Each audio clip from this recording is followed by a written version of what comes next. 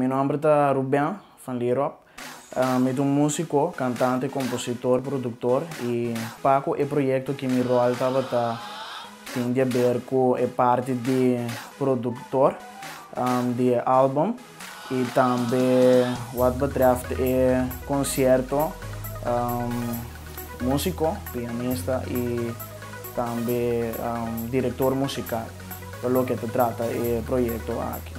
É concerto que estava seguro o tremendo, o great, great experiência me estava tendo para o concerto aqui.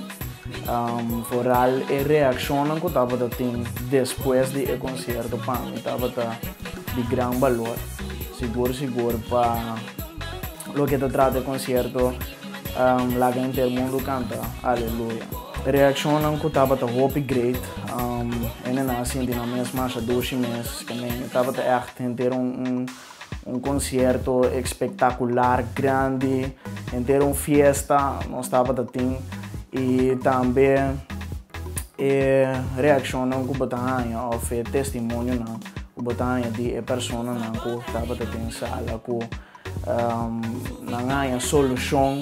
Riba nang pergunta nang contesta, riba nang pergunta nang sinti na mes aliviar. Tatingende ko awardo sana, tatingende ko contesta pa nang pergunta nang que me dita great esse não tá. Me te quer dezembro tava um luna bastante druk. Tating opiende de vacância. Tem opinião com não porta tem diferentes atividades, mas me quer o pueblo de Corsol tem chance mais dia 7 de fevereiro para não por presenciar repetição, então me tenho seguro que o vai estar mais melhor que ia passar. Me quer fora de concerto que estava tem já acaba.